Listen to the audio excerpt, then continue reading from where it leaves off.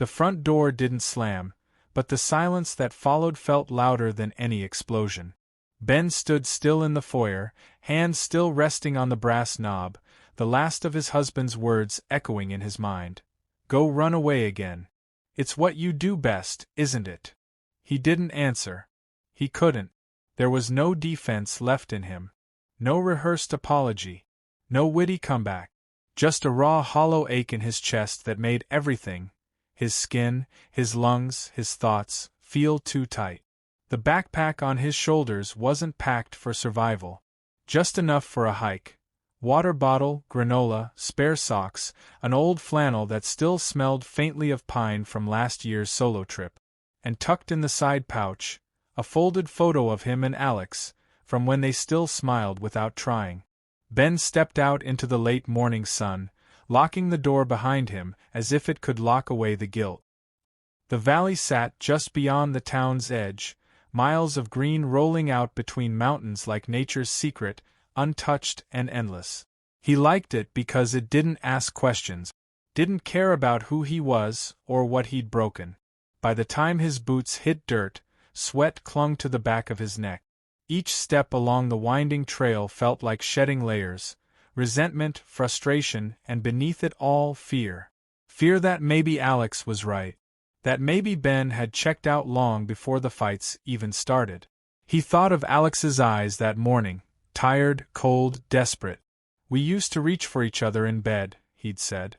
Now you roll over like I'm not even there. Ben hadn't answered then either.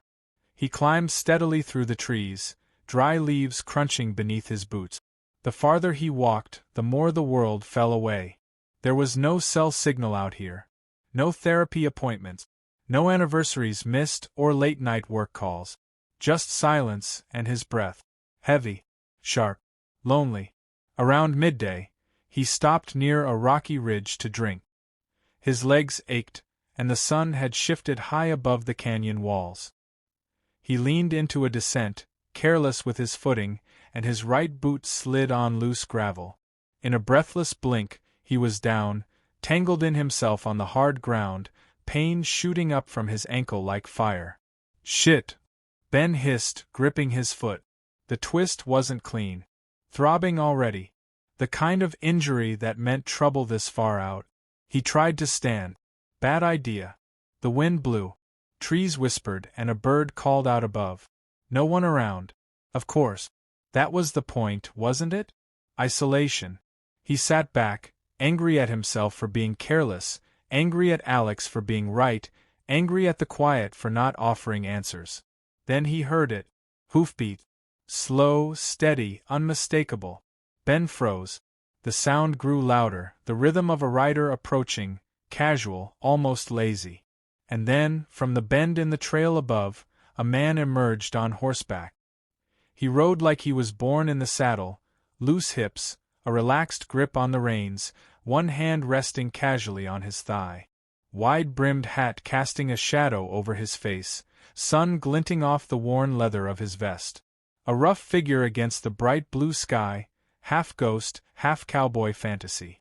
The man looked down at him, voice like gravel dipped in honey. You alive down there? Ben squinted up. Barely. The cowboy swung one leg over and dropped to the ground, leading the horse forward with practiced ease. Ankle? Ben nodded, embarrassed. The stranger crouched beside him without asking, pulling up the hem of Ben's jeans to examine the swelling. His touch was sure. Rough fingers. Calloused palms. Smelled faintly of cedar and smoke. You'll walk, he said. But not far. Not today. I didn't plan on company. You didn't plan on falling either. Ben half laughed, half grimaced. Lucky me. The cowboy offered a slow smile, like he only gave out a few per year. Name's Rhett. Ben. They shook hands, firm and brief. Horse'll carry you, Rhett said, glancing at his mare. She's steady. You're light enough. Ben raised an eyebrow. Are you calling me small? Just less full of shit than most city men I meet out here. Ben snorted. I'll take that as a compliment. Rhett didn't smile again, but something in his gaze lingered, a quiet curiosity. Not intrusive. Just noticing. The way men sometimes do when they're trying not to stare too long. Ben looked away first. Sun's dropping fast, Rhett said. You've got two options. I can walk you back toward the road, or you stay at my camp tonight. Either way, you're not hiking out of here with that foot. Ben hesitated. Going back meant returning home. Facing Alex. Facing himself. Staying meant something else. Something undefined. Something dangerous. I'll stay, Ben said, his voice low. Figured you might. Rhett helped him up, careful and strong. As Ben swung onto the horse's back, Rhett's hand brushed his thigh, just a little longer than necessary. They rode in silence, Ben swaying gently with the animal's movement, Rhett walking beside him. The valley stretched out around them, golden and endless, swallowing the past behind the trees. And Ben didn't look back. Rhett's camp wasn't much. Just a sloped patch of land beside a quiet stream, flanked by pine trees that swayed in rhythm with the wind. A canvas tarp stretched over a few thick branches, and beside it, a neatly arranged fire pit with blackened stones from use. Simple, grounded, like the man himself. Ben eased down from the horse with Rhett's help, his ankles screaming with every jolt. He collapsed onto a bed of pine needles, breathing heavily. Rhett tossed his pack beside him and unslung a canteen, offering it wordlessly. Thanks, Ben murmured, unscrewing the cap. The water was cold, pure, and oddly calming. Rhett knelt by the fire pit, stacking dried wood with the rhythm of someone who knew the wilderness like a second skin. No wasted movement. No need for small talk. Just quiet competence. Ben found it both calming and strangely intimate. You live out here full-time? Ben asked finally, breaking the silence. Most of the year, Rhett replied without looking up. I work cattle when the season calls. Otherwise, I keep to myself. Ben nodded. Sounds peaceful. Rhett lit the fire with a single match, the flame catching fast. It is. People complicate things. That landed heavier than Ben expected. He couldn't tell if it was a judgment or a shared truth. The fire crackled to life, casting golden light over the clearing. Rhett sat cross-legged across from Ben, his hat tilted back slightly now, revealing the sharp cut of his jaw and the shadowed curve of a 5 o'clock stubble. Ben didn't dare stare, but his eyes wandered anyway. Rhett's hands were busy again, pulling a tin pot from his saddlebag, scooping coffee grounds into it with a small spoon, pouring water over top. Even making coffee looked rugged on him. You married? Rhett asked without warning. Ben blinked. Yeah. Rhett didn't flinch. But not wearing a ring. Ben looked down at his bare fingers. I stopped a few months ago. Kept taking it off when I showered. Then forgot to put it back on. Right, Rhett said, nodding like he understood. Or maybe you stopped wanting to remember. That stung. Maybe. He didn't offer Alex's name. Didn't offer a backstory. Rhett didn't ask. The coffee pot hissed over the fire. Rhett poured 2 tin cups, handing one over. Ben took it with both hands, grateful for the warmth, though his stomach was a storm of nerves and heat. Something about Rhett's presence made everything feel heavier and lighter at once.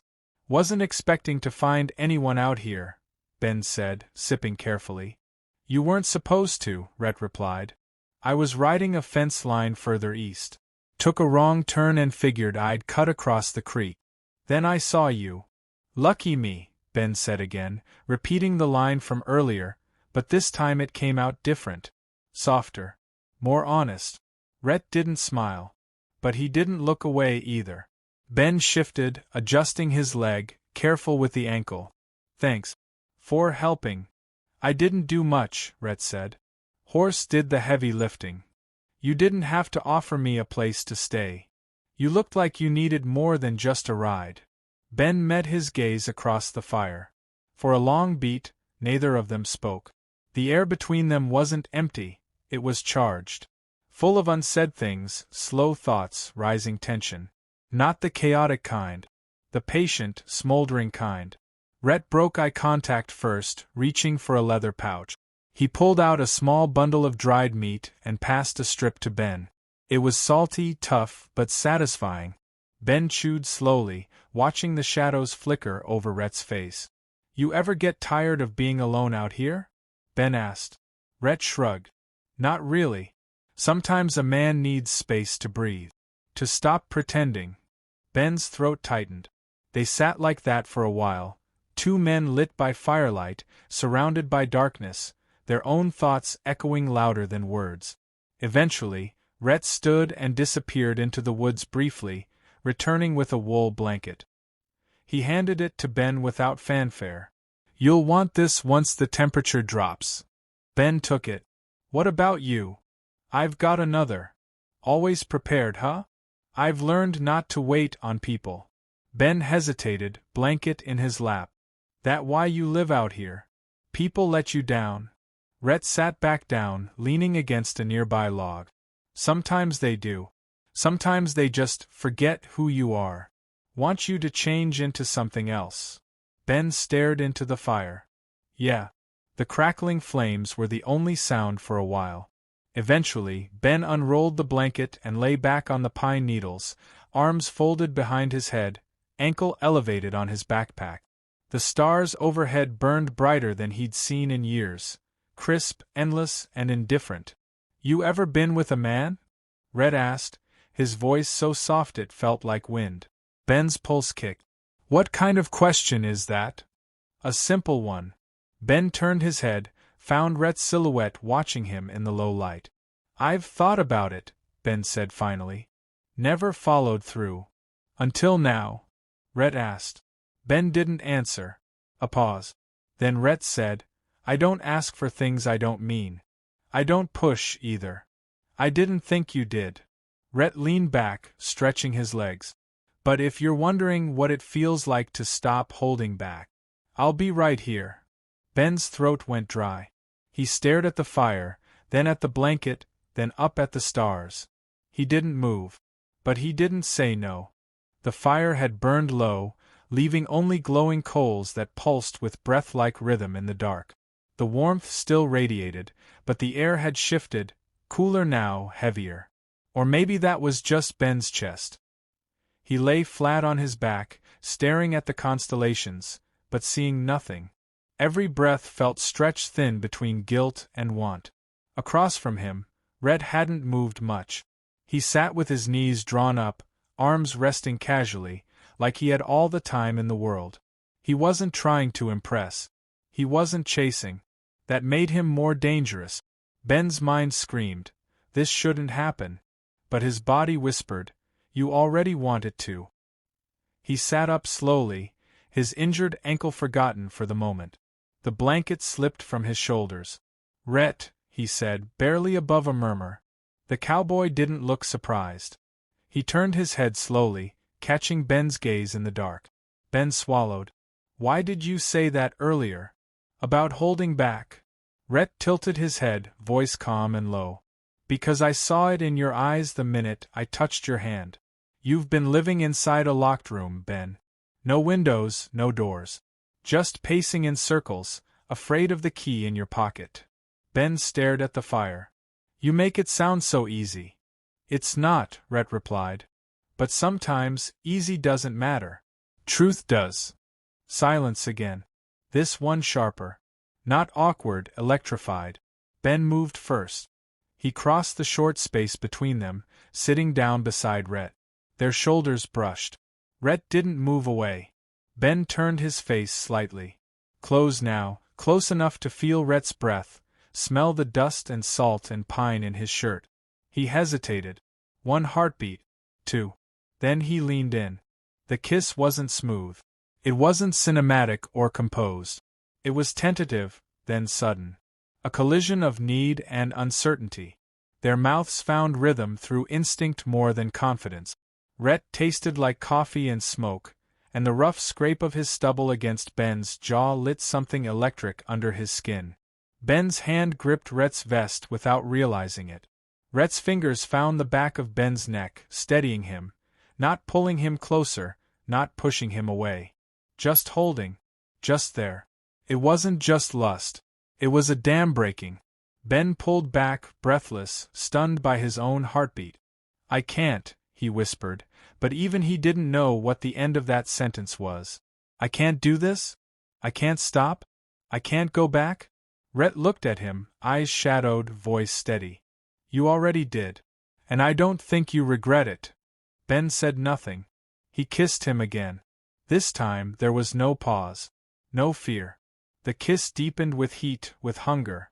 Rhett's hands ran up his spine, slow and strong, and Ben exhaled into his mouth like he'd been holding it all in for years. They moved together without words, guided only by breath and instinct. The pine floor beneath them was unforgiving, but neither noticed.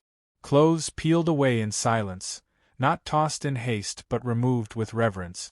Each touch became a statement, a confession, a plea. See me. Touch me. Don't stop. Rhett's body was solid and warm, his touch deliberate. Ben felt worshipped, no, wanted, in a way he hadn't felt in a long, aching time. Their bodies tangled by the firelight, shadows merging until the lines blurred. No names. No marriage. No past. Just now. Ben gasped as Rhett moved with him. Slow, purposeful, grounding him with every motion. The pain of his ankle faded into the static of pleasure, swallowed by moans and breathless sighs. Every thrust, every grind, every desperate clutch of fingers into skin made something in Ben unravel. He wasn't just cheating on Alex. He was betraying the version of himself that had fought to keep a vow long after the love had grown cold. But for now, right now, he didn't care. Not when Rhett kissed his collarbone like it was scripture. Not when Rhett whispered, "You're safe," into the hollow of his neck. Not when Ben finally gave himself over to the wave. They finished quietly, holding each other as the stars rotated above like silent witnesses. Neither said a word for a long time. Ben rested his head on Rhett's shoulder, heart pounding. His chest rose and fell against Rhett. The stillness afterward felt fragile, like a dream that could dissolve if either of them moved. Then Rhett spoke, barely a whisper. "You're not broken, Ben. You're just lonely in the wrong life." Ben closed his eyes, tears pressing at the corners. He didn't respond. Couldn't. Because deep down, he feared it was true. The fire dimmed further, now only embers. Ben didn't know how long they lay like that, flesh pressed to flesh, silence cradling them. He wanted time to stop, but the guilt was already threading its way back in like a crack through frozen glass. Rhett kissed his forehead once, and it was somehow the most intimate moment of the night. Ben turned onto his side, back to the fire, curling into the blanket again. Rhett didn't move far, just enough to let him breathe. But even then, Ben didn't feel alone. He didn't sleep for a long time. The dawn came slowly, as if the sun knew something sacred had taken place and didn't want to intrude too harshly. Pale gold filtered through the trees, casting everything in a hushed glow. The fire had died completely. Only ash and faint smoke remained. Ben woke before Rhett did. He lay still, curled in the blanket, staring at the light dancing through the canopy. His body ached in quiet places, not just from the night's passion, but from the emotional weight pressing into every muscle. Rhett slept beside him, shirtless, one hand resting on his chest, rising and falling gently. The night had been real. Not a dream. Not a fantasy whispered in the dark and forgotten by morning. And that truth hit like a cold splash of river water. Ben sat up, carefully, ankle still tender. He looked down at himself, skin still flushed, lips slightly raw, the echo of Rhett's mouth still lingering on his neck. He'd done it. He'd crossed the line. No excuses. No denial. No pretending it didn't matter. He'd cheated. And yet, something inside him was no longer numb. He found his clothes, pulled them on slowly. Rhett stirred as he reached for his boots. "You leaving already?" the cowboy asked, voice thick with sleep. Ben paused, turned. Rhett looked at him from under one arm, eyes hazy but direct. There was no accusation. No possessiveness. Just a question. "I don't know what I'm doing," Ben said honestly. Rhett nodded, sitting up. "Most people don't. They just pretend better than others." Ben rubbed the back of his neck. "Last night, it wasn't just a mistake. But it can't happen again. I didn't ask you to promise me anything, Rhett said gently. I just gave you something you needed. Ben didn't respond to that. Because he knew it was true. They packed in silence. Rhett moved without urgency, coiling rope, checking the saddle. Ben watched him, quietly memorizing every movement. How he handled the horse. How he squinted toward the sunlight. How he didn't flinch when things got quiet. I meant what I said, Rhett told him as he adjusted the saddle straps. You don't have to go back if you don't want to. Ben swallowed hard. But if I don't, what does that make me? Rhett turned toward him, his face unreadable. A man who stopped lying. It should have been comforting. But it wasn't. Because the truth didn't always feel clean. Sometimes it stung worse than the lie. Rhett offered his hand to help Ben mount up again. Ben took it. Firm grip. Steady lift. Familiar touch, now laced with new meaning. They rode in silence, the hooves tapping softly against the earth. The wind whispered through the trees like a final reminder, nothing out here lasts forever. When they reached the fork in the trail where Ben had first fallen, Rhett stopped. This is where I leave you, he said simply. Ben dismounted, limping slightly as he found his footing. I don't know what I'm going to say to him, Ben admitted. To Alex. Say what you feel. And if you don't feel anything anymore, say that too. Ben looked up, meeting Rhett's gaze one last time. I'm not the kind of man who cheats, Ben said, more to himself than anyone else. You weren't, Rhett said. But maybe you're not the man you thought you were anymore. That hit deep. Not cruel. Just honest. Ben reached for Rhett's hand again. This time not to climb, but to hold. Brief. Warm. Final. Thank you, Ben said. Rhett gave a soft nod. Go figure out who you really are. Ben turned, heading down the trail. The weight of the valley pressed against his back like a lover refusing to let go. By the time Ben reached the road, the sun was climbing higher. His phone buzzed with old texts, missed calls, a voicemail from Alex he didn't dare listen to yet. He stood there a while, staring down the asphalt. Cars rushed by in the distance. The real world.